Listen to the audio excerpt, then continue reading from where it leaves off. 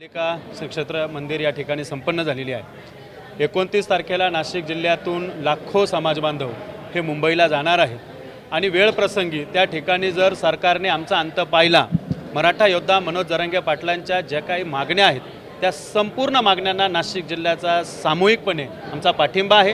त्यांच्या ज्या मागण्या आहेत सरकारने त्या पूर्ण कराव्या आणि त्या जर त्या ठिकाणी त्यांनी पूर्ण केल्या नाही, त्यांनी जर विलंब लावला तर नाशिक जिल्हा आर्थिक रसदसुद्धा त्या ठिकाणी पुरविण्यासाठी, आर्थिक म्हणजे अन्नधान्याची, त्या ठिकाणच्या जेवणाची परत एकदा जसं मागच्या वेळेस मदत केली होती त्याच पद्धतीनं लोक तर लाखोच्या संख्येने असतील, परंतु बाकी आंदोलनासाठी गरज पडेल ती पूर्ण करण्याची ताकद नाशिक जिल्ह्याच्या आजच्या बैठकीत आमची पूर्ण झाली। कशा पद्धतीने नियोजन आहे, कशा पद्धतीने ग्रामीण भागातले लोक समृद्धीने ज्यांना ज्यांना शक्य आहे त्या ठिकाणून जातील। शहरातले लोक त्यांना ह्याच कालिका ग्रामदैवतामधून, कालिका मातेच्या याच ठिकाणाहून आम्ही सकाळी 7 वाजता सर्व वाहनं, आपापली वाहनं घेऊन लोक या ठिकाणी येतील।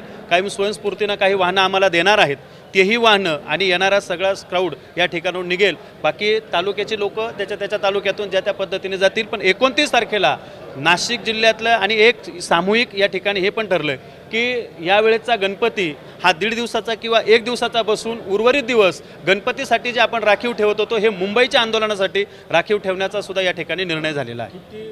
साधारणतः मराठा समाज बांधव नाशिक जिल्ह्याचा 5 लाखाचा अंदाज आजच्या मीटिंगमध्ये देण्यात आलेला आहे, परंतु त्याच्या पलीकडे आकडा जाऊ शकतो। पण लाखो लोक हे मराठा समाजाचे मुंबईत आपल्याला त्या ठिकाणी आझाद मैदानावर दिसतील।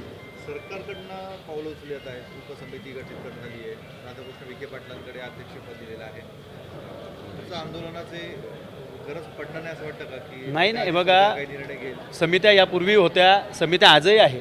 आमचे मूळ जे प्रश्न आहेत ते राज्याचे मुख्यमंत्री देवेंद्र फडणवीस साहेब हेच सोडू शकतात आणि त्यामुळं त्यांनी जे जरांगे पाटलांचे महत्त्वाचे प्रश्न आहेत त्या प्रश्नांवर त्यांनी ते पत्र पाठवलेलं आहे, मागण्यांचं पत्र पाठवलेलं आहे। त्याच्यामुळं मराठा आरक्षण समितीचे विषय हे वेगळे आहेत, ती वेगळ्या कामांसाठी समिती आहे, परंतु जरांगे पाटलांचे जे प्रश्न आहेत ते राज्य सरकारने बसूनच सोडवले पाहिजे आणि ती तयारी सरकारची नसेल तर हा मराठ्यांचा महापूर मुंबईत राज्य सरकारला परवडणारा नसेल।